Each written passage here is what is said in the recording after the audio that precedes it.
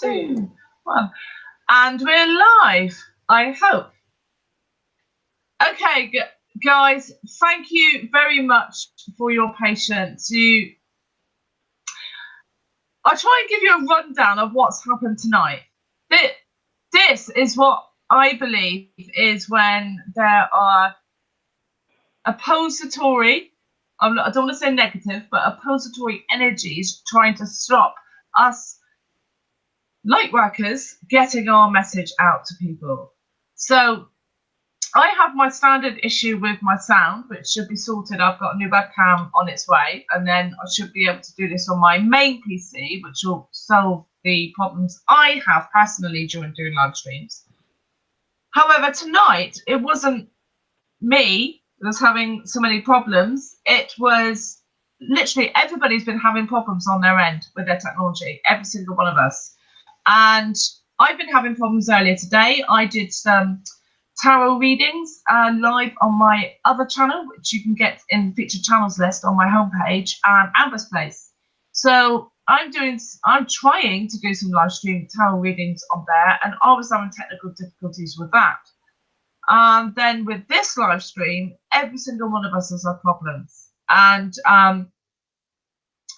we're still having some problems. So I'm hoping this is going to work okay now. So thank you very much for bearing with us. And thank you very much for coming back.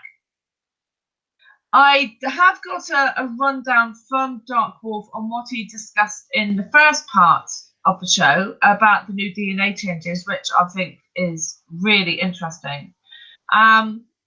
But before I go on to that, I just want to introduce Julianne. Now, Julianne is somebody we've met recently on YouTube in a chat of another live stream, and we both happened to share profound experiences during a recent World Regression Day. So that's how I got speaking to her. Now, so I invited her to our chat forum where we keep in communication with each other on a daily basis on Discord, which again, there are invites to that on most of my videos and descriptions, and we'll include one tonight as well. And so we've been getting to know each other the last few days, and she's very awakened, she's very mature, she's got a lot of wisdom, we have a lot in common, and I would love her to share some of her experiences that she's interested in doing so on the live stream tonight, which is why I've invited her. So before we get back into the topics we were discussing and other ones, I'd just like to give Julianne the opportunity to speak to you, the viewers, and just to introduce herself to you. Please be gentle. It's her first time on a live stream. Fire away, Julianne. Hey, everybody. Well, my name's Julianne, and I am an acupuncturist, and I've had a lot of out-of-body experiences. I like to use various modalities for healing. I'm really into the hypnosis, and that's something that Mel and I were talking about, wanting to be able to do the hypnosis. And she does these incredible meditations that I don't know, I went somewhere else, Mel. Anyway, yeah, and so like if there's anything that comes up, with, the out-of-body stuff, I mean, I'm happy to jump in about those types of things, and really interested in Mandela effect and have noticed them. I mean, the first thing that hit me about that was the Lion and the Lamb. Just, I mean, as a kid, just loving that picture. So, anyways, I'm here and I'm happy I'm here, and thanks so much for inviting me, and this is going to be fun. I was really enjoying it earlier, and now we're going to get back into it. So let's go. Thank you. Thanks. I'm glad to have you. And before we go back to the other topics, I would just like to, as well, extend my love and appreciation and a huge, huge thank you to Michelle for carrying the first part of the show. She did an incredible job, and we've been saying to her off air, you really need to start doing these types of things on your channel, which you can find by searching Michelle's Opinions on YouTube, because she just did an incredible job, and even Dark Wolf agreed that she'd done an incredible job. And thank you so much, Dark Wolf, as well. for carrying the first part and carrying on talking, and your professionalism really impresses me, both of you. So thank you very much for that. You're very Darkwolf, welcome. just a Thank you. reminder, I can't hear you unless you're in Discord. So, Michelle, can I ask, what was your opinion on what Darkwolf was sharing earlier? Because I missed that, about the DNA changes. You're saying that, you know, he compared it to crocheting, you know, and when you would crochet, you'd have to, if you wanted to add or change something, you'd actually have to pull the stitches out. Where this seems more like a stretching, and it's an addition to the DNA. It's something that seems to be, I'm sorry about the dogs, guys. It seems to be something more like an awakening, an addition, and without ripping out the old. It's an addition to the DNA strand that has been newly discovered. I'll let him explain more about it since he's done the research on it. Please. It sounded really fascinating and amazing, and it kind of goes hand in hand with the spiritual awakening that everybody's seen, and these heavy energies that we're dealing with, and everything. Thank you, thank you. I mean, I have a background in biology, and I have a degree in biological sciences. So, and genetics is something I really enjoy. So I'm fascinated by this. So please tell me more, Darkwolf. Excuse me. All right. So I hope you can hear me over Discord, Amber. I can, thank you. Excellent. Good. We got all audio issues good to go. So on the screen right now, I do believe, yes, on the screen right now is the standard DNA, the helix or the double helical shape. As you see here, the double spirals. So the new DNA looks more like this. You can see the double helical shape come down, and then it kind of winds off into this other shape with the genes going across it, or the proteins going across it. Oh my God. Oh my God. Yeah, this is brand new discovery by science, ladies and gentlemen. They just discovered our Can you do a share lock on him so his picture shows up even if we're asking questions about it? Let me try that, see if that works. Okay, hopefully that's on it. So Darkwolf and I were talking about it, and it seems like, okay, if things in the 5D are maybe invisible to our 3D eyes, like say maybe additional strands of DNA being activated that we can't actually see, but they are there, the evidence of them being attached to our DNA may be like when you're crocheting something, like if you were crocheting an invisible thing onto the DNA, it would pull out strands where you hook it on, you know, and in 5D, you know, maybe these things we can't see, and maybe these new strands that are being activated in our DNA are being added. We can't see the strands, but we can see their effect on the strands they're being attached to. That was my thought. Couldn't have said it any better myself. I didn't hear it because I don't get to hear Kat because she can't be Discord at the same time, but it sounds like it. That was really good. All right, so I'm going to translate it out real quick for you, Amber. Basically, what she's saying is in the 5D, if things were being added to our DNA, then it would look like it, you know, you'd have to unstrand, you'd have to pull it out, unknot a section, pull it out, add it on, and then, you know, reform it back into the DNA. If we're shadows of the 4 and 5D, which, you know, a line is a 1D shadow of a 2D object. You know, 2D objects is a shadow of a 3D object. 3D objects is a shadow of a fourth dimension object, or even a fifth dimension object. So, you know, the shadows backwards all the way down the line. If we're literally shadows of another dimension and things are being changed in this other dimension, the shadows that we would see would look quite strange. This, for instance, brand new DNA right here. Well, what you're saying about the shadows, it reminds me of, I was watching a documentary produced recently by, I can't remember, it's a group in America, a research institute, and they were talking about their findings. And this was a really profound video for me, because the night before, I was seeing in my mind's eye a blue four-sided pyramid. And I was speaking to a friend at the time, and I asked him whether.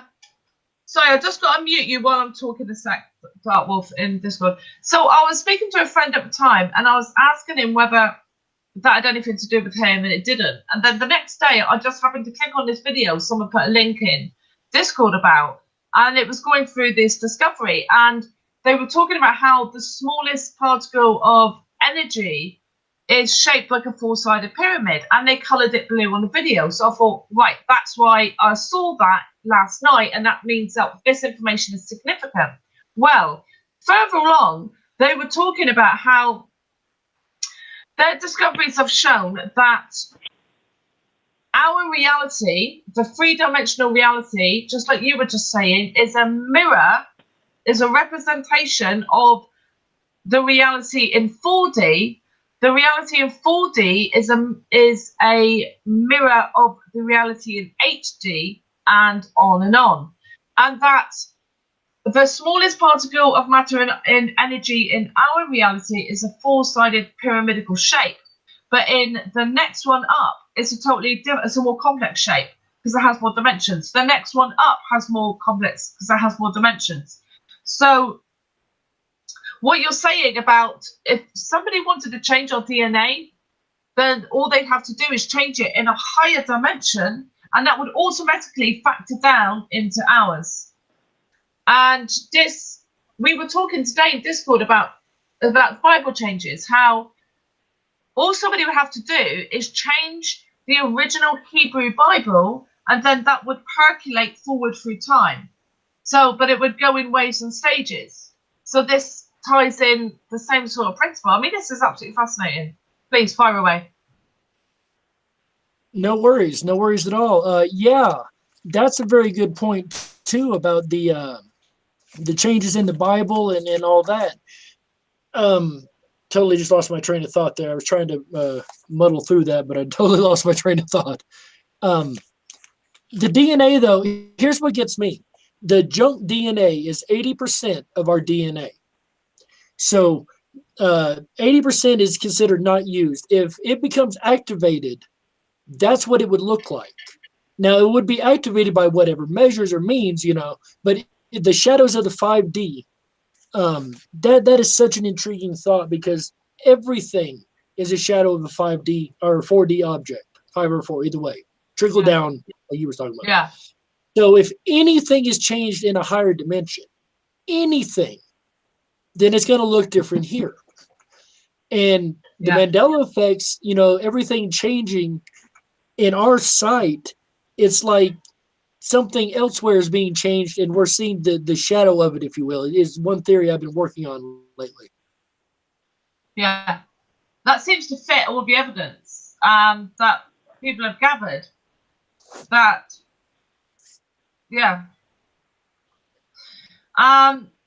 as it still doesn't explain why some people see these changes and some don't. So how would that tie into this theory, in your opinion? Well, it's funny you asked that, because I just got a call moments before we came on live. That's why I wasn't able to be here at the beginning of the show, because I got a call to go explain the Mandela effect to somebody. I shit you not. And this particular person, really great person, good friend of mine, but I'll be honest, they were very honest about it. They didn't remember a lot of stuff. Their memory just wasn't there. And that's fine. I appreciate their honesty. And I think that's a lot of it, is people just haven't paid enough attention to certain things, and sometimes think we're just nitpicking stuff apart, because it does sound like it sometimes. I'll be honest with you. Yeah. But as far as people that don't see it, A quarter, I might say, just don't care. Straight up, don't care. Another quarter just haven't taken the time to remember a lot of stuff, and they're too stuck in the 9 to 5, never really paid that much attention. Then there's the group that really bug me. I haven't had a lot of interactions with this group of people, but these are the ones that will agree with you wholeheartedly until you tell them what it is now, and then they'll stop and stare off for a minute, real creepy like, and then come back and go, oh yeah, you're right, that's the way it always was, my bad, I'd stop. Those are the ones that bother me.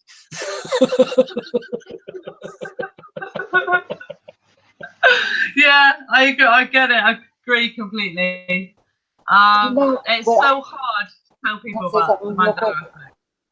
Oh yeah, sorry. Oh, sorry, Michelle. No, it's okay. What I want to say is, and it seems like what is really odd about this is it's people that are looking into the Mandela effect that are actually the naysayers. They'll argue with you.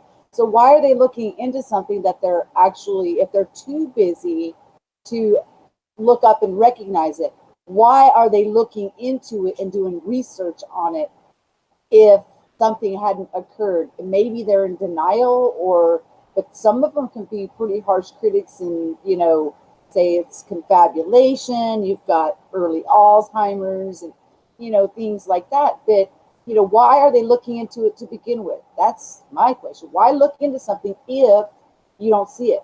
They have to be seeing something or they wouldn't be looking into it to try and find the answers. So it's kind of a paradox where, we talked earlier when Darkenwolf and I were on about sovereignty and the choice that people make. It's their choice whether they want to wake up and become aware, and it's up to them, how they want to have their experience. But it does fascinate me. Why are they looking into it to pick apart channels that are showing this kind of stuff? Something had to happen for them to even be looking at it. So my point. Well, I would say on that, not everyone is looking for it deliberately. For example, when I first found out about it, it was simply somebody I knew said to me, because I'd started to look into the Illuminati, and I mentioned that to them, and they said, have you heard about the Mandela effect? And I said, no. And they sort of smiled at me and said, Google it. And so I did. And that's what got me into looking at the Mandela effect. But I also think that even those who come across it by accident on YouTube, or like I did, somebody saying to them, it's our higher self, or their higher self, something is putting that in place for them to discover the term or the video or the link or the app or whatever to trigger their awakening into it. So I think there is definitely, in my opinion, outside forces at work here. What do you think, Dark Wolf Cat, Julian? I actually think that it's the environment in which you're in. So there's also, you're putting out a vibration, and let's say, so when people are around me, I might be at a different vibration, because lots of times people will say they get sleepy, and that used to really bother me, especially when I was in school, having study sessions. But I think it's the environment in which that they're in, but they're probably drawn to that environment in order to have that opportunity to experience something different. I don't know. Just a thought. Yeah. No, thank you.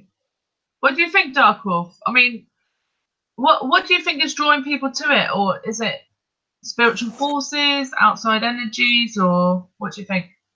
It's funny you should ask that, because, I was listening to SMQAI the other day, and he was talking about how the Mandela effect almost seems like an entity in and of itself. Like we figure something out and it switches something else up, or doing the flip-flops, or like it's almost messing with us and mocking us sometimes. So is it an entity? I don't know. I've considered that thought more than once, an entity outside of space-time that's messing with us. I can't confirm that. What's bringing people towards it? The more changes that occur and the more big this becomes and the more things start to not match other people's realities and memories, the more people are going to go, wait a minute, this ain't right. There might be something to this after all. And the more they look into it, I think it would bring more and more people into it. I've also noticed, just like with the rest of the Mandela effect, people come in waves. And that's not necessarily a Mandela effect thing. I've noticed this in restaurant. People come in waves, in groups. So every now and then we'll get a new group of people who are all looking at it at the same time going, wait a minute, that's not right. Hold on, and be more intrigued. And the more things change over time, the more people are going to be, especially in different categories, going to be like, no, wait, that ain't right, you know. Thanks. Kat, have you got anything you'd like to add?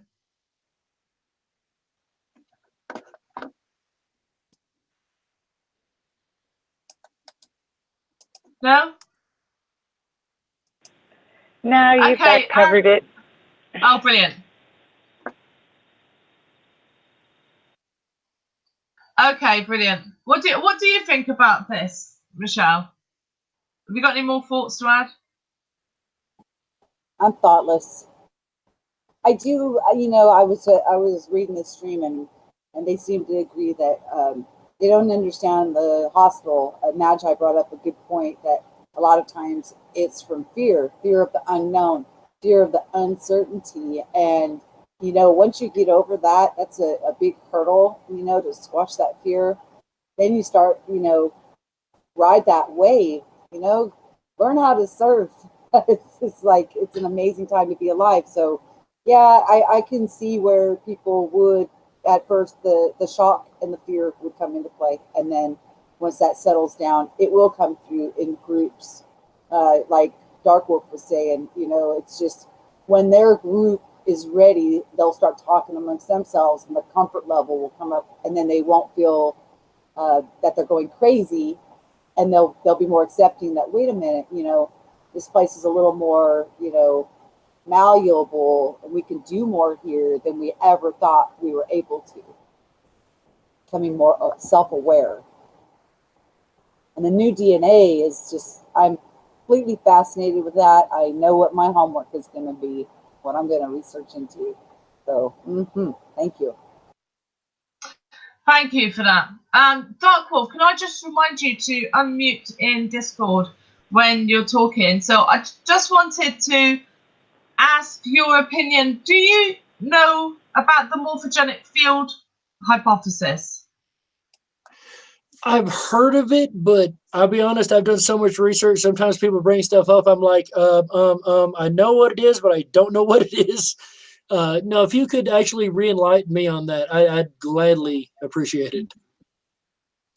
Sure. Okay. Well, the morphogenic field hypothesis was put out by Dr. Rupert Sheldrake.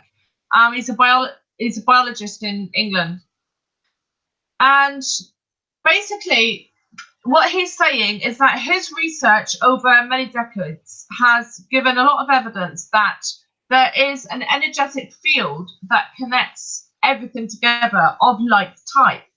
So, for example, all humans are connected together by a morphogenic field, but each human would be connected with various different morphogenic fields. For example, there'll be a morphogenic field of a household, so including animals. There'd be a morphogenic field of lineage, so from the living descendants of the same ancestor, and then different levels of that. There'd be tribal morphogenic fields, and this includes inanimate objects. So he's saying the evidence shows, for example, that all crystals of the same type are connected morphogenically, and each new crystal, when it forms, it gets information about its final form and function from the existing population of like type.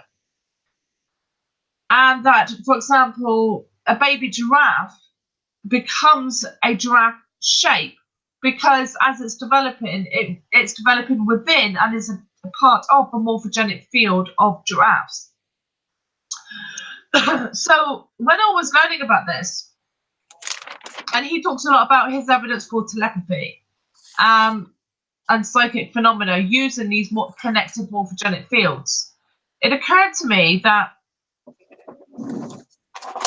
And he also said to say that when we look at something, our brain is picking up the morphogenic field of that object and presenting us with a picture, but our observation of the object also affects its morphogenic field. So it occurred to me that you'd only need one person, an individual human, to be born with an enhanced ability to affect the morphogenic fields that he or she perceives. And not only would he start changing physical objects, which somebody else that viewed that changed object, but then viewed another of the same type might change because of the effect of their observation. But skills and knowledge get passed among groups via this morphogenic field. So that person, that Neo in our matrix, would then pass along that enhanced ability over time, which would explain the exponential increase in affected humans for the Mandela effect. So this DNA changes. If somebody is going to be change somebody else's energy field, they also have to change the physical form of that person, because form informs function. So our bodies are like antennas, they draw in energy, and then that energy goes into our consciousness. If for our consciousness to increase or change, our physical form has to change. So I'm wondering if these DNA changes could be a result of that phenomena. Somebody changing the human DNA pattern so that ascension can occur in their consciousness, because that can't happen unless their physical form changes. What's your thoughts on that? If I made myself clear, I'm sorry. Wow, like that is a whole lot of information to cover in a short amount of time. That was brilliant, Mel. Okay, so I believe I got everything you're saying. Morphogenic fields. I knew I'd heard of him before. I've studied Sheldrake's work. Very brilliant person. He does a lot of great work. If I'm not mistaken, he's the same one that had the speed of light story, which we can get into later if you want to. But morphogenic fields. Now, this is an intriguing thought to me. I believe he's saying pretty much the same thing Jung was saying in the Jungian philosophy of the uncollective conscious, or we call it the collective consciousness. He called it the uncollective conscious. It kind of goes along those same lines for me as far as that, because it reminds me, if we're all standing in a circle, say 5 people standing in a circle, and I have a thought, but I say, no, I'm not going to say that. I'm just going to let it go. A moment later, the person 2 people over will say the exact same thing I thought without any idea that I thought it or anything else, any triggers at all. It kind of reminds me of that as far as thought literally moving through a field. It also brings up the 100 monkeys experiment, which we touched on just briefly on the 30-minute live stream we did a minute ago. The 100 monkeys experiment, to recover this just one more time, is if you teach 100 monkeys, well, if you teach 1 or 2 monkeys to do something, they'll learn. Teach 5 or 10, just those 5 or 10 will know. You get over a certain amount, in this case 100, then monkeys all over the world will start doing the thing that you taught those 100 monkeys, whether it be using a fork or whatever the case may be. Again, morphogenic fields, I believe they're saying the exact same thing in a different way. Just, we're all connected. We're all connected to this one field. All dogs to this one field. All animals, everything through their own field. Though I disagree that everything has its own field. I think we're kind of all in one great big mixed pot. Now, that said, I like how we broke it down to family fields, because again, if you're in a group of say 5 or 6 people, there's a consciousness field within you 6. If you're within in a group of thousands of people, again, there's that consciousness stream of the thousands of people, though it may be a bit more garbled. So as far as that goes, morphogenic fields, I have heard of the research. I think it's very intriguing, and I think it could have something to do. Now, your next question, could the DNA mutation give somebody the ability to manipulate morphogenic fields, or could somebody have that ability to begin with and be manipulating it purposely or non-purposely?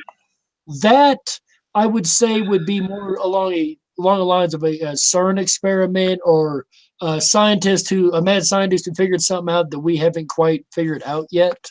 if it is in our reality, can one person have a full effect? Is one of those things probably I'd have to end on this thought. It's theoretically possible that you could literally wake up on Mars tomorrow, but the probability is insanely high enough that it probably won't happen. Okay. Now, there's a few things there I want to talk about. I know Julianne wants to jump in, so I'm just going to be brief and then ask Julianne to contribute. But I agree with what you're saying. We all, the law of one, we're all part of one consciousness, one morphogenic field. But within that larger morphogenic field are smaller subsets morphogenic fields. So, for example, all the Bibles in the world, all the King James Version Bibles existing on the planet are part of one morphogenic field. But that morphogenic field is part of a larger morphogenic field, which encompasses all of the other versions of Bibles as well. And this has been proved, like you said, with the 100 monkey experiment, but also with inorganics in labs, the effects of this connection. So, in effect, you'd only have to change one Bible for that change to percolate through all of the Bibles. Now, this might sound a bit, well, why did this never happen before? Rupert Sheldrake explains that there is evidence that the laws of nature are not fixed. What we consider in science to be constants are not constants, and there is evidence to back this up. For example, Dr. Wolf hinted at it, between 1920 and 1940 something, all across the world, the speed of light decreased by 20 kilometers a second for over 20 years. And in order to solve this problem, they simply made up the speed of light using an average and said, right, it's a constant. And they stopped measuring it. And they tied the length of the meter to that new figure. So even if it does change, nobody would know because the length of the meter changes with it. He said gravity has also been shown to be variable. So things change. And for example, whole species have been known to completely change their habits very quickly.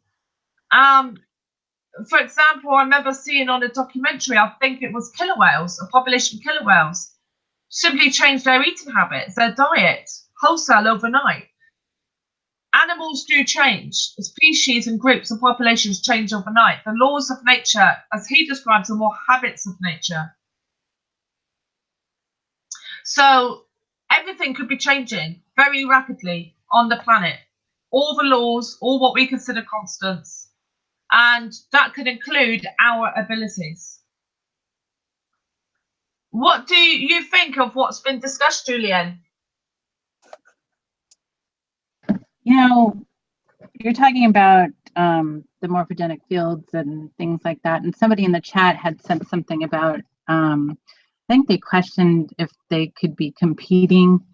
And I guess the thought that popped into my head was, if you think about, you know, I don't know, more condensed environment. So let's take cells for that matter. So I guess we're kind of going back to DNA. There'd have to be something like that, because otherwise your liver wouldn't be your liver, and then you have your stomach, and then your heart, and then your lungs. I mean, there'd have to be something to differentiate between that so that they could all be there. I mean, you know, if we're looking at the 3D world. Anyway, that was just a thought that popped in my head. And then because I don't know a whole lot about what you're talking about, I mean, as far as the way they explain morphogenic fields, but it's well, I don't know if I can even go there. Sorry, I just don't know if I could add something. But I did this when I did this regression not too long ago. One of the first things that I saw, I was actually out in space, and I could see this giant cosmic swirling DNA made of clusters of stars. And so that was my experience to see that. And somebody had also mentioned in the chat something about, if I can find it. I'll have to take a peek through it just to see and get back to that. So I apologize. I lost it. I should be writing these things down as you go because this flows and there's just so much that can. It's fine. It's fine. Juliet, you said something about dominoes. Can you expand on that? What you were saying something about tripping over dominoes? Oh, well, it's just, I mean, it's that whole effect of how things happen exponentially. So, it's like one thing gets into the space and then it, knocks over the next one and the next one. And then, it just grows. That's all. And I think we're ready for that. I think this is a time that we're all ready for it.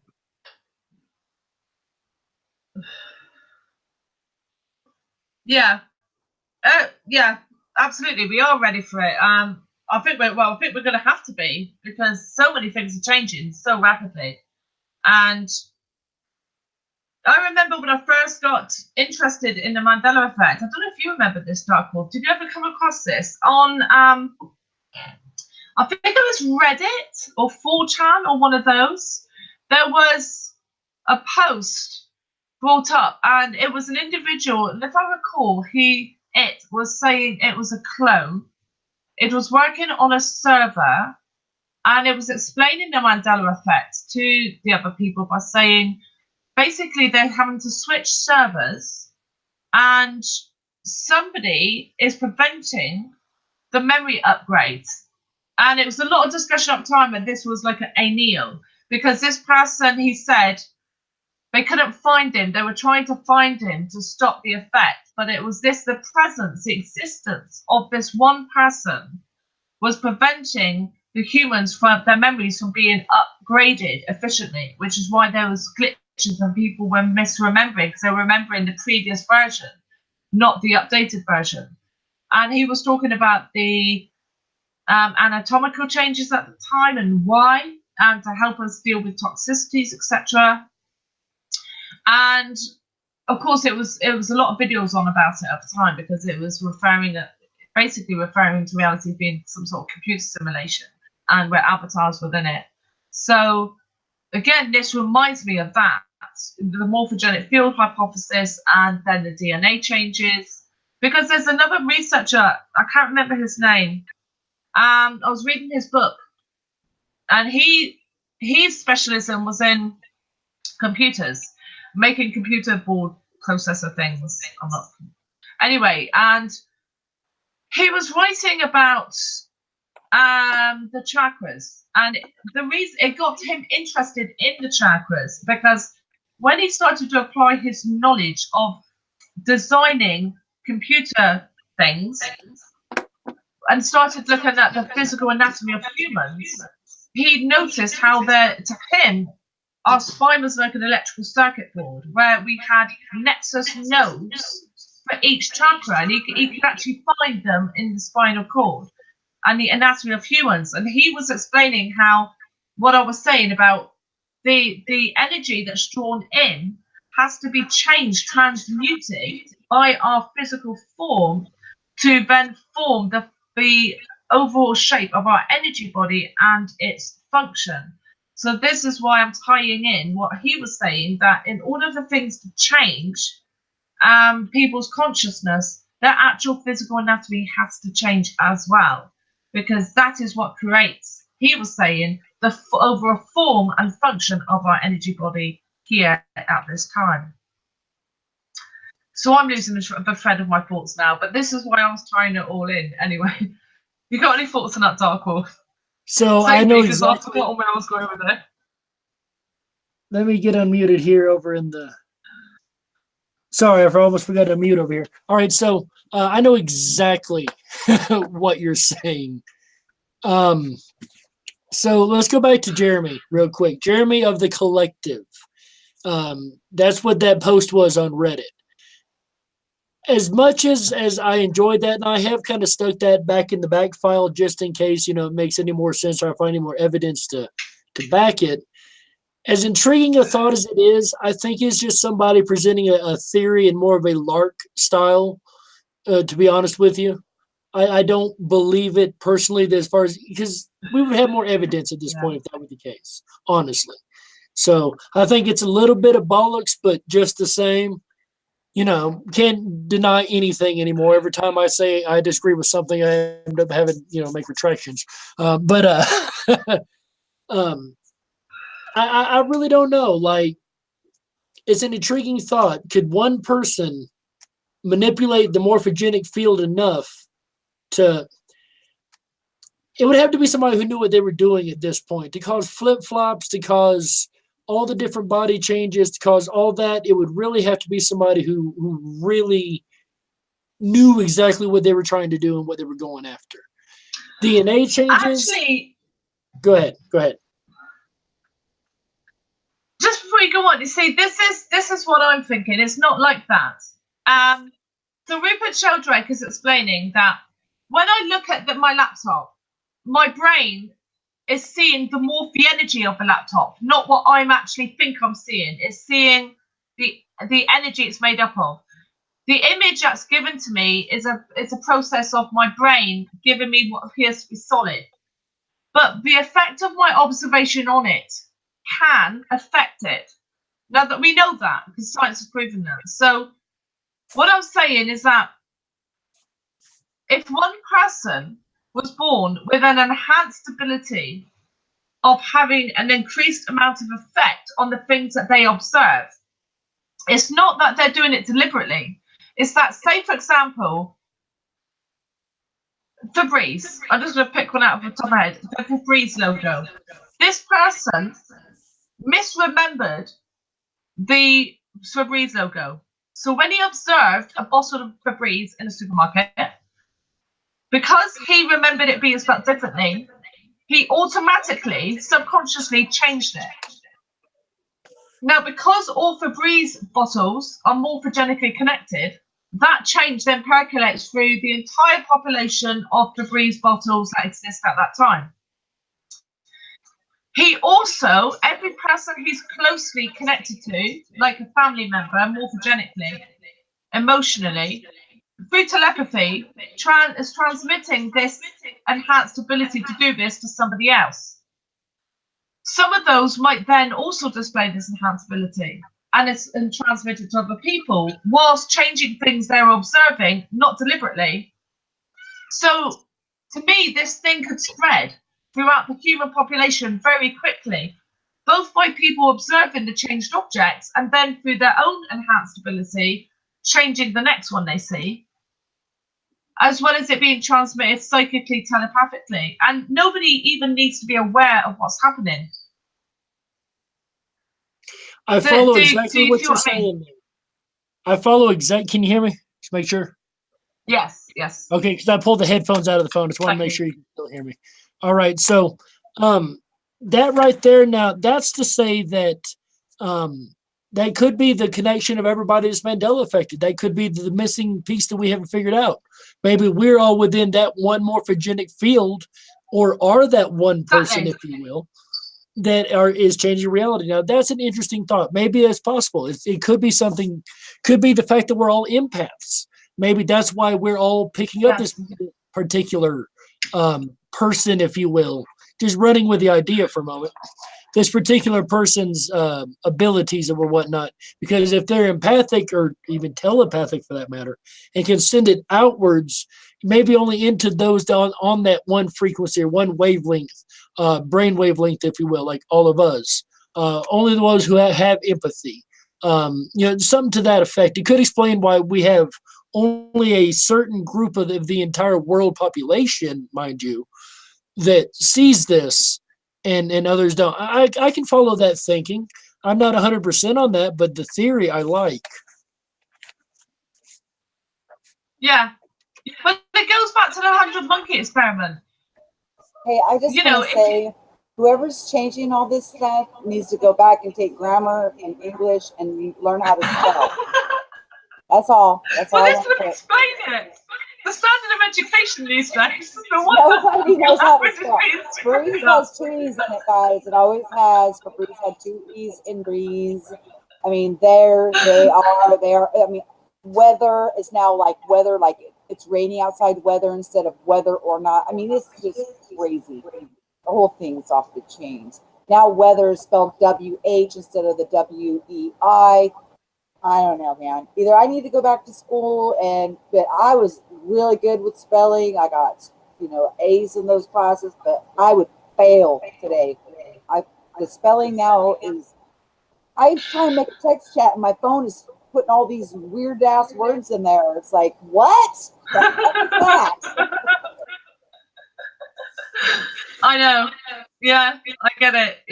But it would make sense. And, but we're no different from a population of rats or monkeys. What about the years ago? The monkeys, I can't remember where they were, a tribe of monkeys were taught by humans. They fed them potatoes on the beach. I learned this when I was at uni, back in the early 2000s.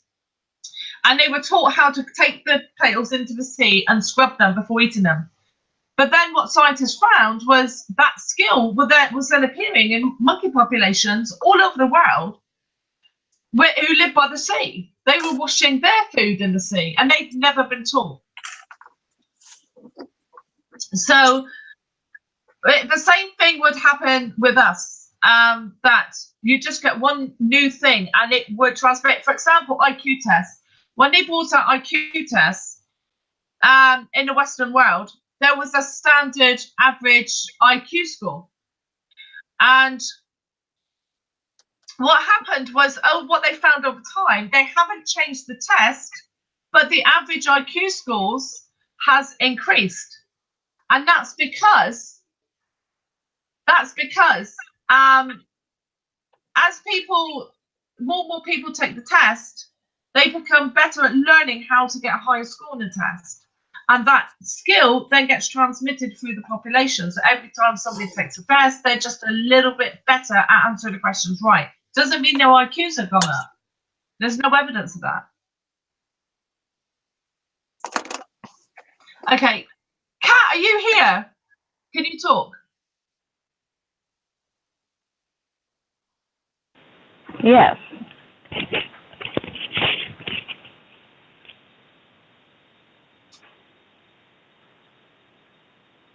I'm here. Brilliant. I don't know if you're talking right now, but yeah, if you've got anything to add. Yeah, she is definitely available. Sorry, I forgot you can't hear her.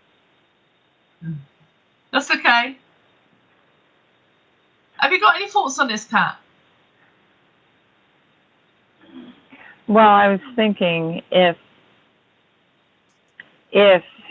every observer has some kind of effect on the morphophogenetic field, and we're all observers, if we start observing what we want to see and manipulating the morphophogenetic field ourselves to what we want the world to be, I mean, it seems like, we're observers. We can have an effect on this field.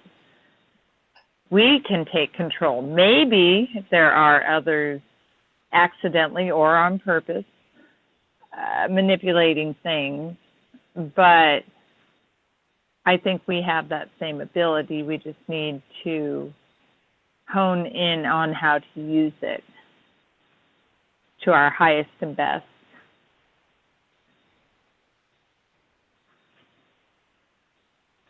Absolutely. Thank you. Actually, I can hear you through somebody else on Discord. So that was great. So it's about we're just learning a new skill, aren't we? It's about becoming consciously aware of what we're doing and then directing it. Do you agree with that, Dark Wolf, or do you think it's coming from above and we can't influence it? I've been torn on that for quite a while, to be honest with you, because I've been running an experiment, personal experiment. There's only one or two people that know about this, and I want to keep it that way so I don't influence anything or anybody. But what I've been trying for a specific product, concentrating on a specific change and trying to see if that thing will change. So far, I've not had any luck at all. Perhaps if you have a big enough group, well, I say perhaps, let me rephrase. If you have a big enough consciousness stream, this is pretty much fact at this point. and this consciousness stream is all concentrating on one thing, then yeah, if there's enough amplitude of the frequency, I believe that could cause a reality change. Major observation by a large amount of people with the intent to change that, whatever the case may be. As far as a single person, this is why I have an issue with the single person theory. Now, mind you, I have been on entity theory, so I will work that in. It really works well with that idea. But the reason I have a problem with saying one person can change things is because I personally have been working on an experiment for a couple months and I've not seen my object change just yet. Okay, that's a really interesting experiment. See, this is where I am with it. I'll try and clarify it. See, I believe that we are part of soul families and soul groups. So, for example, there is a large population of humans on the earth which I believe are descended from, for example, from Jesus Christ. And so Jesus Christ is now considered to be an ascended master and in the spirit world. So all of his descendants are morphogenically connected to him, and that is by some sectors referred to as being, for example, of Christ consciousness. It means that you're part of that morphogenic field of consciousness, all descended from that one individual. Funnily enough, it will be in a pyramidical shape. Now, so say, for example, everybody who's Mandela affected at the moment is descended from the same ascended master. Let's just say, for argument's sake, Jesus Christ. I think there's other ones as well. I think on the same level as Jesus Christ, you've got entities like Ra, and ones like that who have their own pyramidical morphogenic descendants as well. Enki, Enlil, well, I think they'd probably be a bit further up the tree. So you would have this change would then, if it ever happened at a higher level in the spirit world, the soul family level or the oversoul level or whatever level, then all the souls within that group would then be automatically affected. So it wouldn't necessarily be one human, but it could just be one oversoul. You know, in the Bible where it says things like, I don't know, I think it says there's only 144,000 souls on the planet. I think that's probably absolutely correct, but I don't think they're talking about individual spirits here on this plane. They're talking about further up the hierarchy in one of the higher dimensions, one of these levels, like soul family, oversoul. So that's why we're all connected. We're all connected morphogenically to our own lineage, if you like, from whatever level, say the Jesus Christ consciousness level, the Ra consciousness level, but both the Jesus Christ consciousness level and the Ra consciousness is also connected from a higher level again. So this is what I think. I think it is coming from above in a higher dimension, all these changes. But we're doing it as well. It's percolating down to us, and then we're also affecting it on this level as well. Because it's nothing happens in isolation. It's all like a feedback loop. You know what? And I'll just finish one second. No, I don't want you to finish it. All right. If they were so worried about everybody being related, and you were just reading that in your scriptures, remember? Remember the lineages? So you're really onto something. That's all I was going to say, sweetie. Thank you. So, yes, I do think that everybody who is Mandela affected is related. We are descended from a progenitor back in time, and that means we are all one soul family. And that as time goes on, more loosely connected soul family members will also be affected. So this is why I think we're getting waves of new affected people. Imagine it's like throwing a stone into a lake and seeing the ripples come out. Each ripple is, say, another soul family. and then there's wider ripple and a wider ripple and a wider ripple. And each one of those is another cohort of people being affected through time. So I do think we are all related. If you look at your family tree, look at your surnames in your family and see where they originated from. And most of the people I've asked, and I admit it's not many, but I'll be interested to see where your families originate from. See if they originate from royalty. See if they originate from the Merovingian line. Because if they do, then that's my hypothesis. We are actually all related. Anyway, fire away. I'm going to shut up now. Anyone, jump in.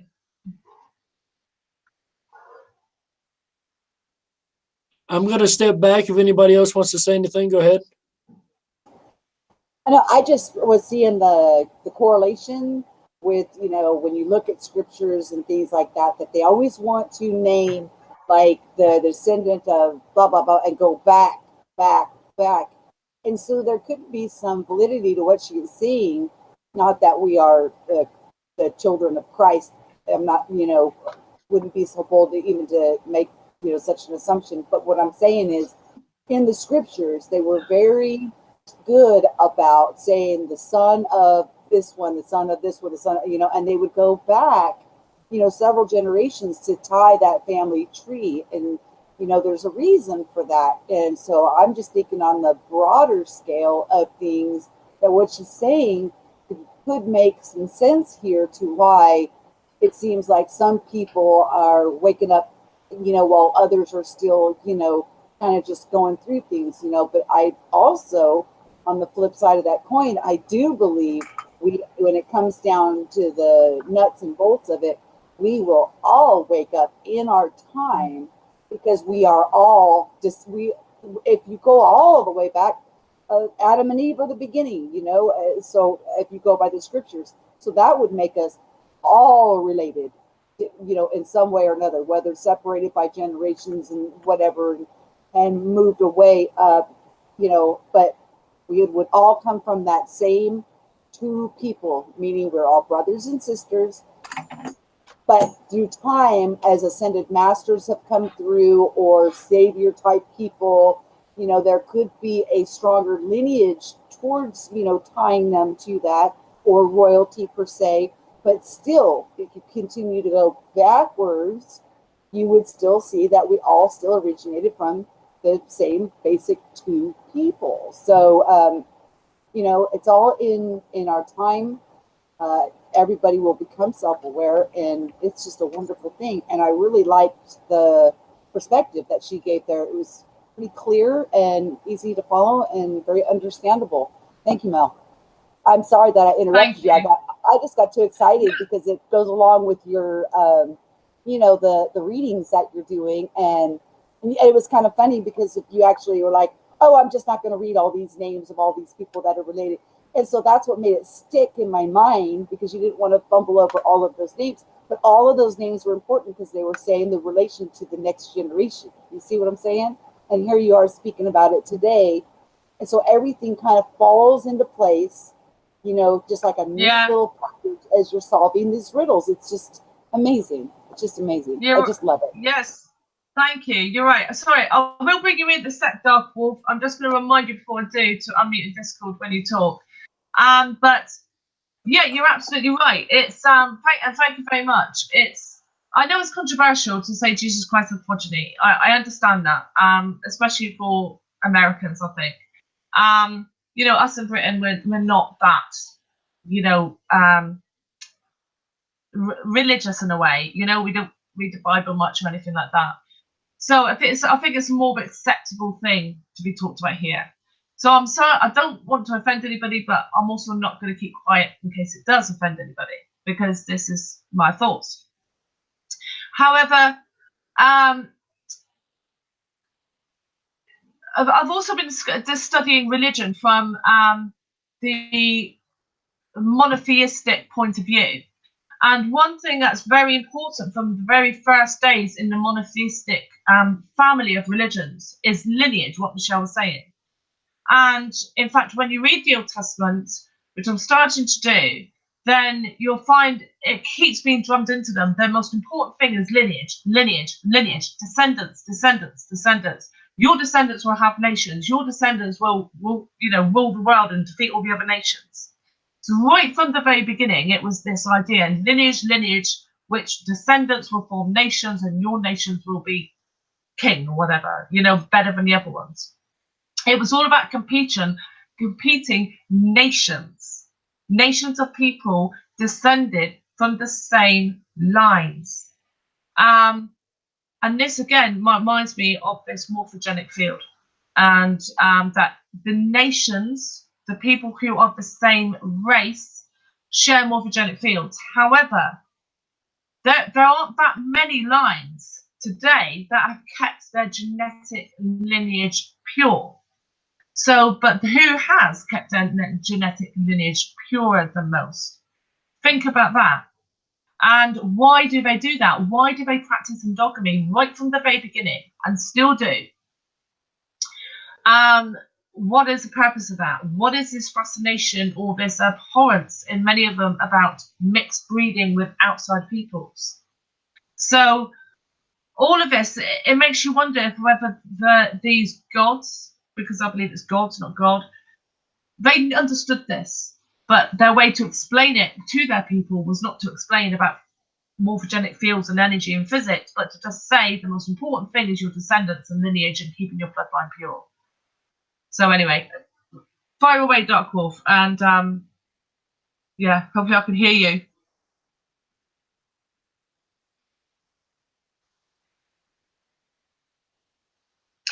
You need to, sorry, Dark Wolf, you need to unmute on Hangouts as well. Where would you like me to start now?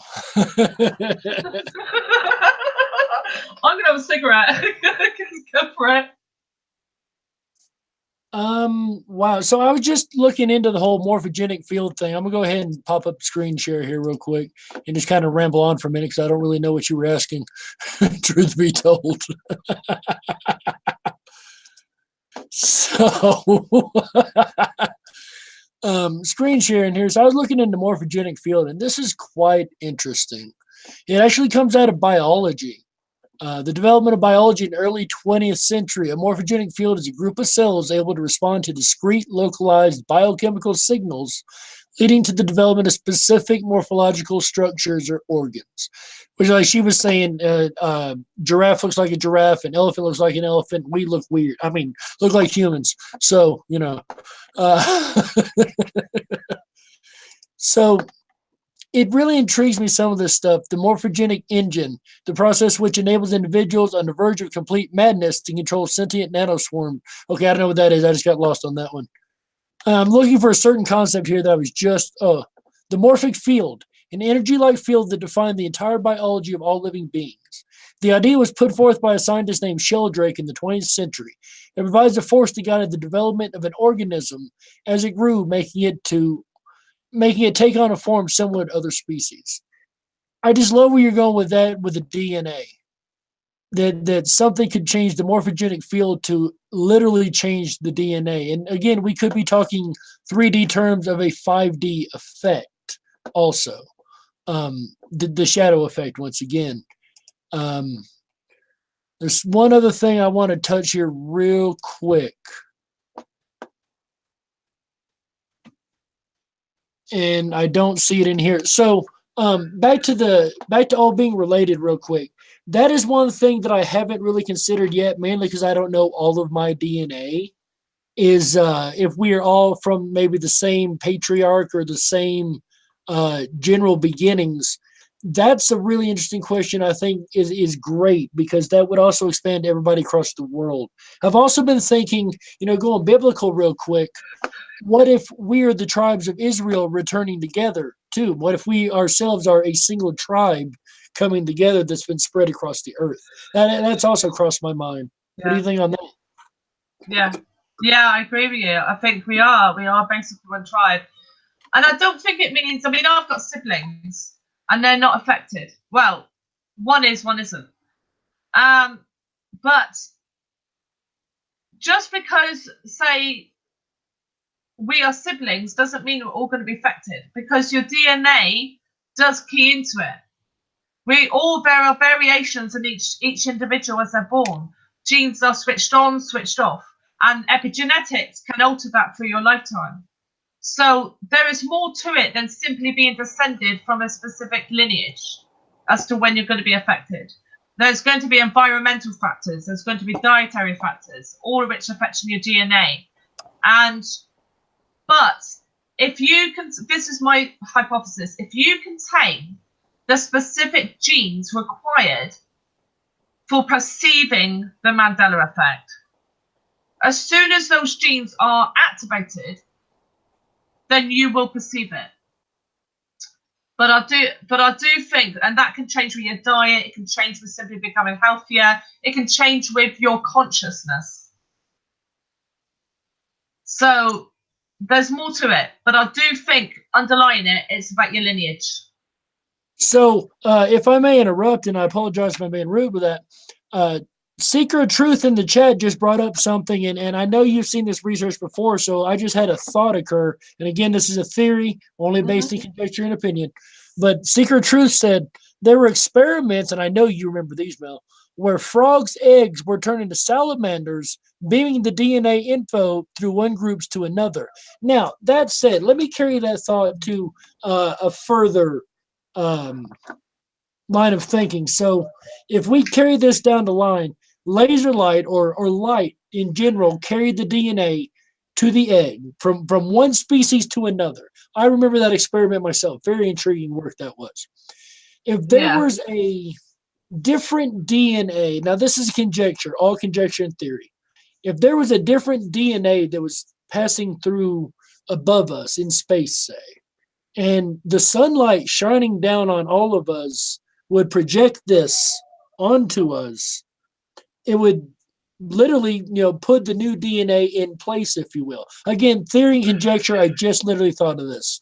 No, I completely agree, because I've been saying this for a while. This is what I think chemtrails are. They are spraying us with genetic material, and that's been discovered. And the sun has changed the frequency of light being emitted, and that light is passing through genetic material in our atmosphere. And then that information, the photonic memory of that genetic material, is being absorbed by us and all life on the planet. It's changing it can change our DNA. So yeah, I think that ties into it. And you got to ask, is it planes leaving those chemtrails? Because so many people have seen them. They're not planes.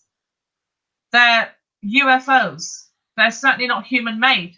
That's been seen many times. So who's doing it? Somebody could be changing us. Hold on, I got to mute somebody here. We had someone come into the Discord, and I forgot to have them on mute. Okay, there we go. All right. Yeah, I didn't even think about that. The chemtrails, they are using biological information. That could very well be coming through the light into our own DNA. I didn't even think about that. Sharkay said the new DNA appears and disappears. It's like a ball of string. Of all the analogies she could have used, a ball of string. We were just talking about the crochet analogy. That is amazing. I love it. I love it. But light, exactly. Light is a key to this whole thing. Whether you're talking Mandela effect or DNA or anything else. I noticed you had light workers in the YouTube description box or name box of the video title box. Light is a huge key. Even when you start going into the ascension discussions and raising to 4 and 5D, we become light bodies, which was also spoken about by the Buddhists and a whole lot of other cultures way back when. Yeah, that's it. Yeah, we are light. That's what we are. We're in avatars, but we are light. So we're just energy. So yeah,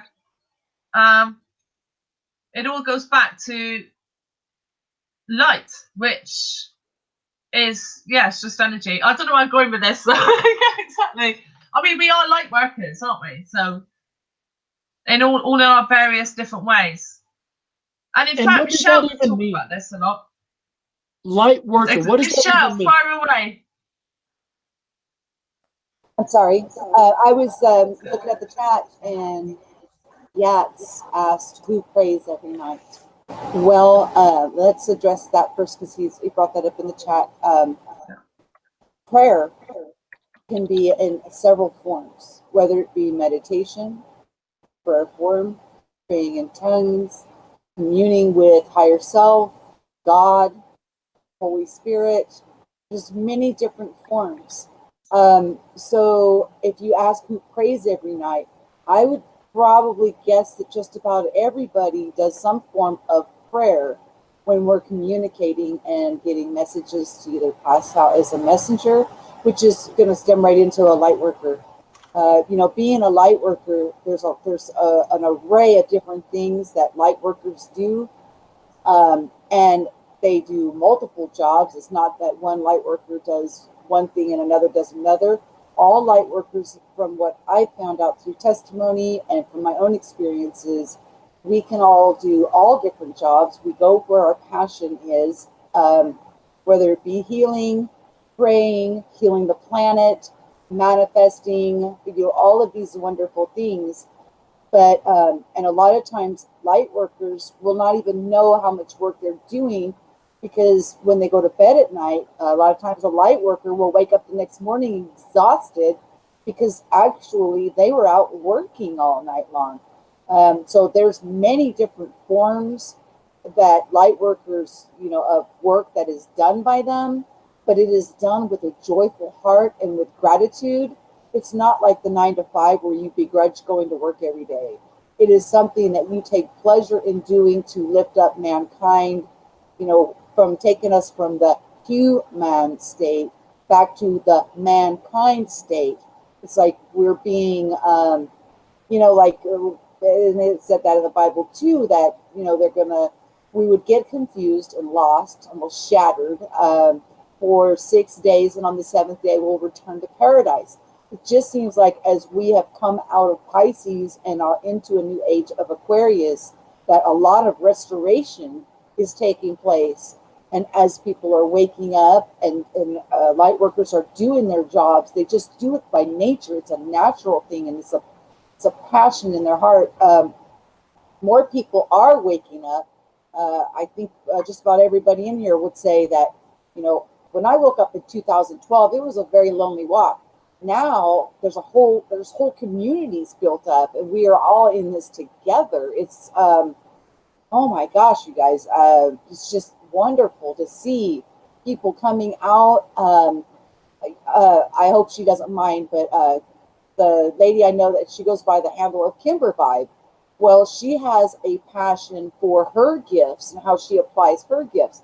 Well, she got acknowledged by a channel called Higher Self, and she is just walking in her passion, doing her work, her light work, and is loving every minute of it, and she's reaping the rewards. And it's all about hitting our stride and going for the gusto. And some of us are messengers, some of us are healers.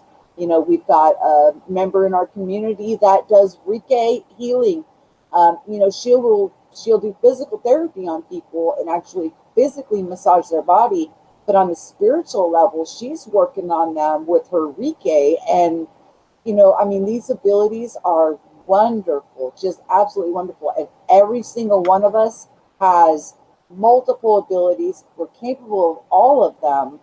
It's just a matter of our passion, where our heart goes. So I wouldn't try to minimize anybody, because it's every single one of them is just as important as the other. And we are all in this together. And, I can see in the near future where everybody is going to be, doing their passion, being light workers, being in light bodies. As these things are changing, it does seem like, there may be some terraforming going on in the planet, to change the conditions that's going to be suitable for our new expansion with our awareness. And these avatars are going to have to be adjusted to the new abilities that we're walking into. It's just a wonderful thing, you guys. like I said, it's just, I'm so excited to be alive at this time and partake in this. And I'm thankful that I was not too rigid, that I was not pliable, to go with the flow, you know, go with the river. I'm not trying to swim against it anymore. I'm flowing with it. It's a beautiful thing, guys. But yeah, I would not say any job is higher than the other. I'd say, you know, we're all in this together, and as soon as somebody hits their stride, it's a wonderful thing to see.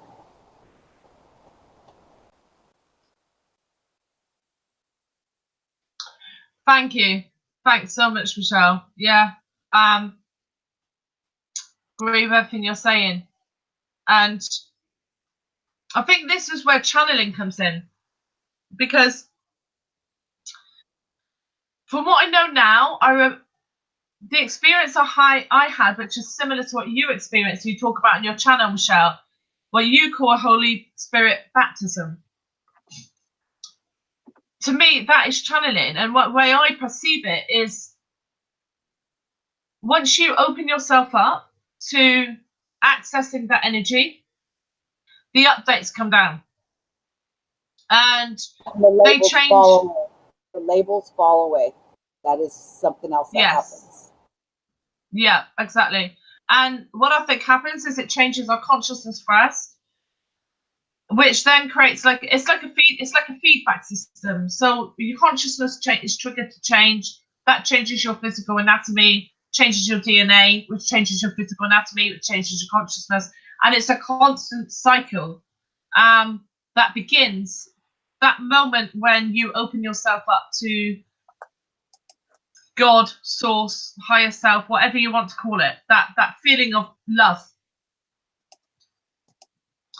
And that to me is channeling, and why so many of us channel now. We have these messages coming in, we have this knowing coming in, this guidance coming in much more strongly than ever before, at least for me. What some people would call praying, other people would call channeling. To me, it's the same thing. Well, you know, that's like the ancients had a word for it was meditation, and the Buddhists believe in meditation. The Christian call it praying.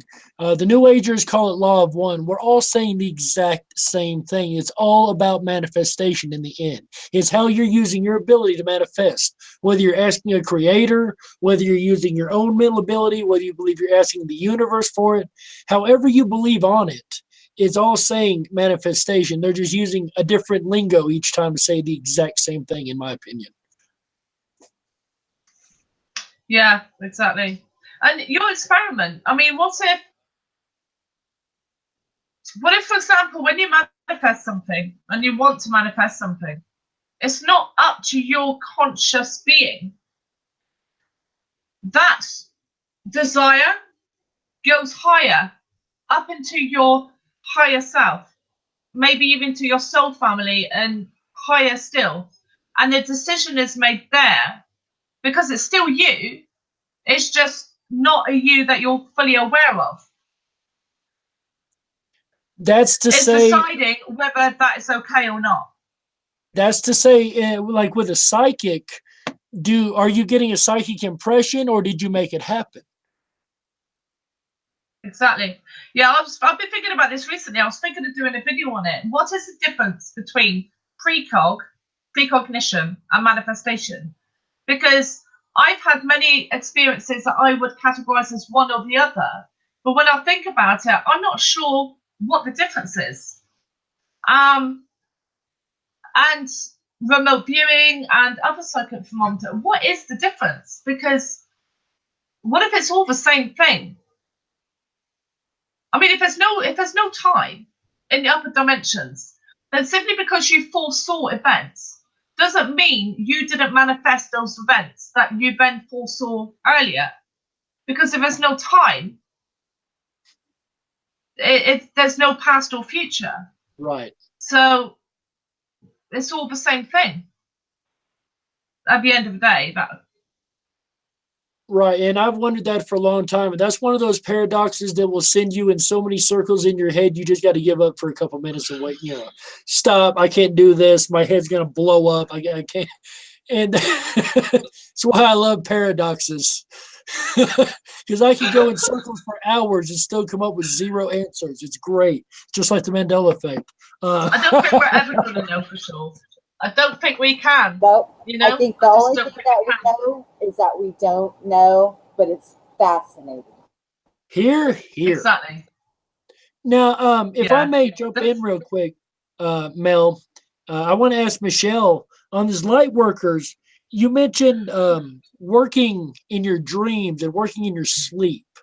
Could you explain more of that to me? I would love to hear more about that. Okay.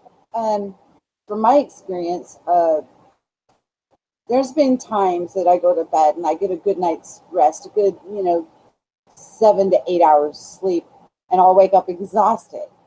But I would possibly be having vivid dreams.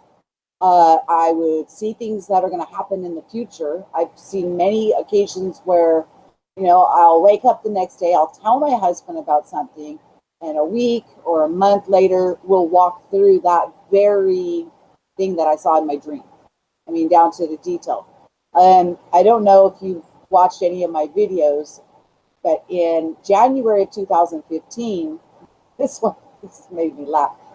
I saw a split screen, okay, and on one side of it was completely dark, and on the other side of the screen was all lit up, red, white, and blue balloons, white tablecloths, crystal stemware, goldware, beautiful, everything. It was really brightly lit. Everybody was dressed to the hilt, all formal wear. And Mr. Trump was walking around the tables, shaking hands with people and talking to them. And I heard, like, over a PA system, 270 electoral votes for Trump. And I was like, what? Well, he had just raised his hand, and he was going against 17 actual politicians. We really thought it was a joke.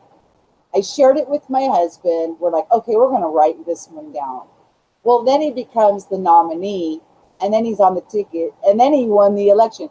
Now, realize, though, when I had the dream, I didn't hear the amount that was needed for to win the election. But by the split screen and the other side being so dark, it was just showing me this is what's going to happen. So I wrote that one down, and after he won, we dug it out and saw that it was right after he came down the famous escalator thing, and we thought it was a joke.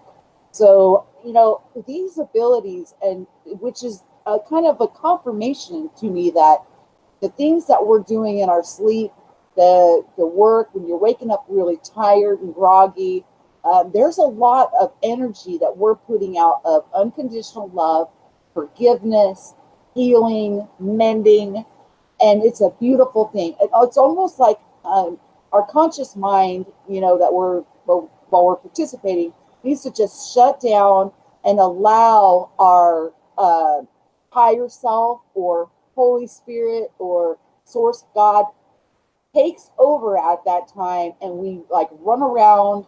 I've had many of experiences where I find myself walking around my house, and I try to turn on a light, and I figure out I'm not in my body. I'm actually walking around my house in spirit form. And the way that I found out now how to figure out if I'm doing that is I go after a light switch. If I can't turn the light on, I'm not in my body. So then I'm like, okay, I'm just kind of tooling around. So that verified to me that while we're sleeping, we're doing a lot more than we think we are for the betterment of all people. And it's a wonderful thing, guys. I mean, I think we will see the benefits, and we already are. Because this is not something new. This is something that's been going on for at least a decade or so that I am aware of. And so the pathfinders or the path walkers that are trudging down that pathway, making it easier for others to follow along behind. It's like they had to go and brush that path off and make it visible for others to come along. And it's not a hierarchy type of a thing, so don't be mistaken on that. There's no first, no last. Everybody's equal. But I do think that the work has been being done, and it's the path is more lit up, and it's easier for people to find it, and people are coming along much faster. Where it would take somebody 10 or 20 years to do something, people are getting it done. And let's talk Mel's case. In 2 years, she has jumped, so far with her progression. Where, I started in 2012, and she's like, telling me things that, that I dealt with in 2013, 2014, and she's going boom, boom, boom, right through these things. It's amazing. And just to hear these people rising to the occasion and then coming to life and working with the very, because if you take away everything from us, our bodies and everything, we are pure unconditional love. That's our essence. All this other stuff, that we go through in life, that's kind of like the lie part of us, where all we are is light and unconditional love. But Well, we're Michelle, here to expand. If I may interrupt you real quick, let me touch back on the dreams just real quick, specific dreams. I know you kind of mentioned walking around a spirit form in your house. Yes. If I just may ask, is there specific dreams that a light worker would have that like all light workers would mostly have? I don't know about that really, Dark Wolf. The only ones that I can verify are from my own experience. I don't jump into other people's dreams, and I go by what other people have shared. There's been similar stories of people having those out of body experiences and finding a touchstone so they know if they're in their body or not. I think you were on Uni Rock's show when I woke up and I was panicking because I was on another planet and I saw 7 Earths in the sky. I was like, where am I? What's going on? And I saw all of these, like they look like little, how would I describe them? Like maybe like a bullet, but they were like totally oval shaped. And I was given the impression it was free energy. And there was a mountain of them, and I was wearing these glasses, and when there was this vehicle to pick us up, and I almost took my glasses off, and they're like, no, don't take your glasses off until you're in the vehicle. And I was like, oh, so I was somewhere different. So I really don't know if people have the similar experiences, but you can have a feeling of, here's the common ones that I feel when I'm in some kind of a dream state doing things. I feel like I'm either like gliding, like on ice skates or something, but without no skates, I'm gliding. Or I feel like I'm flying, like I have wings and I'm flying. And sometimes I can actually get to the point where I realize I'm dreaming. And if a situation is going on around me, I can actually lift myself up off of the ground and look down on the situation and look at it from a different perspective. But these are things that I've learned over time. I didn't start out that way. It started out with, I was like, what the heck is going on? But over time, I'm becoming more consciously aware in my dreams. So Well, the reason that I asked that is I've spoken to one or two other people about this. I've had this dream before, and I ain't gonna say recurring because it really wasn't, but I have had this dream before where I guess it kind of is recurring randomly. I'm pretty much in a dark area. There's nothing really around me. I'm kind of in the dark, but in front of me, there's something that I'm sorting. I want to say it's cards or something, but it's like I'm sorting something. And I've got to get this done. I'm sorting this over here and I'm putting that over there, and I got to get it where it goes. And I don't know what it's about or what it means or anything like that, but it's like working in the dream. And that's what kind of triggered that and reminded me. That's why I was asking. Well, then, just because you're not aware of it, like I said, there's a whole list of different jobs. And, if you're a light worker, you're already doing the work. You're doing it in your sleep and in your waking time. So whether you're conscious of it or not, you're still doing it. So obviously, they're pointing it out to you in a way that it's puzzling your mind to try to figure out what's going on. Riddles are something else that, they like to do riddles and puzzles because we are, as a people, we like to solve things. We like to, fill in crossword puzzles and word searches, and that's our nature. So by showing you something like that, you are more than likely doing a lot of work at night, and you're trying to figure out what's going on with you, and they're showing it to you as a puzzle. But if I was you, I would, go into prayer, meditation, seek from within. You'll get the confirmation. You'll know. They'll tell you. There's nothing that they're not trying to hide it from you. They're just waiting for you to ask. Gotcha. I appreciate that. I'll definitely do some more studying that. Go ahead, Mel. I think there are like 3 types of dreams that we remember. There are the light worker dreams, where we're all doing things in the astral plane. And I don't think we always remember those, or that even that everybody does remember them, but I think some people do remember some of them. I think there are other types of dreams which are preparatory dreams to prepare you for significant events that are upcoming in your life. So that this makes things like deja vu, which I think are signpost moments within your life. So they're significant moments, choice points. And you dreamed those before because so that you will have an extra sense about the importance and significance of those moments. Perhaps it's to make sure you stay on the right track during those moments, because if you veered off it, it would have disastrous effects perhaps, or profound effects. The rest of the time you can weave around your path, but certain points need to be as they are planned. And the other dreams are dreams that are karmic. So they are dreams in which you can work on residual emotional issues from previous lifetimes. And that only by resolving those can you then achieve your maximum growth in this lifetime.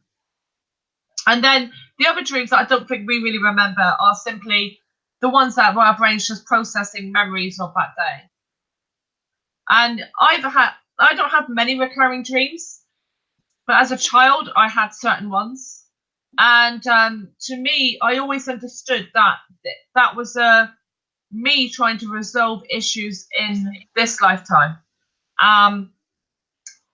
So it could be any of those, Dark Wolf, your dream, basically.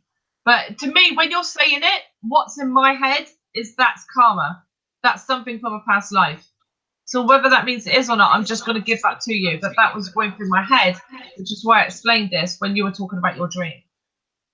I much appreciate that. And it could be. It could very well be sorting karma, or you could be sorting anything, really.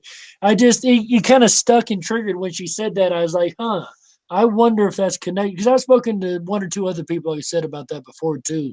Kat, do you have anything you want to throw in on this real quick?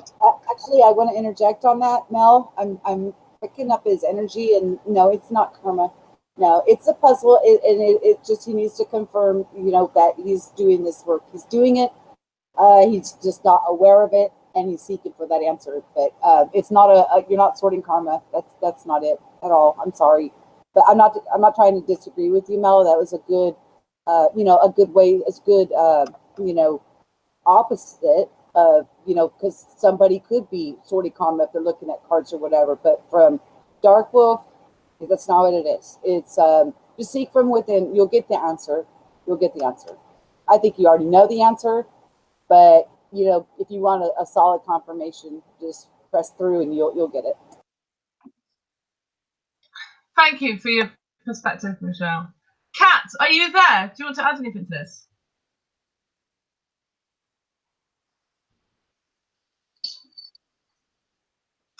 No. Doesn't look like it. No, I don't think she has anything to add to this. Okay. All right. Let's just see if there's any questions in chat. Unless you got anything to add to this, Dark Wolf, Michelle? I think we pretty much touched on it. If anybody has any questions in the chat, for some reason I'm I'm opened up. My vessel opened up. I really don't want to feel a whole bunch of things. I'm gonna probably try to push back because sometimes you know how we can connect. I'm having connections, and so I might shy away a little bit. But yeah, this has been a really good conversation. Good energy. There's a lot of, even though we're going through a lot of energy fluctuations right now, you got a good vibe going on right now with your food. Okay. Anyway, I'm tired. Is anyone else got anything to add before I finish the stream? Yes, I do. For those who don't know, once again, I am Dark Wolf of Dark Wolf's Den on YouTube. Make sure you go over and check us out. We do the Mandela Effect Theory series, as well as many live stream discussions and theories, theorizations and whatnot, and evidence research as we can on live chats. So when we have the chance, we do that. I always try to release content when I have something good. I don't do daily content, but when I do, I try to make it something really, really interesting. So make sure you go over there and check us out, guys. Mel, I thank you so much for having me on. It's been an absolute honor and a pleasure. I've much appreciated it and enjoyed it. Thank you. And likewise, thank you for coming on. And it's really good to, I know you've been so busy, so we haven't had that much time to catch up, but it's really great to catch up. I'll end by also saying Kat has a YouTube channel. Is it Cat Mountain? Mountain Cat? Mountain Cat. Thank you. So please search for that. And Michelle has a YouTube channel, fabulous, called Michelle's Opinions. And my other YouTube channel is called Amber's Place. So check them all out. And thank you for coming. And thank you guys for being here. I'm sorry about all the technical issues earlier. Okay, bye.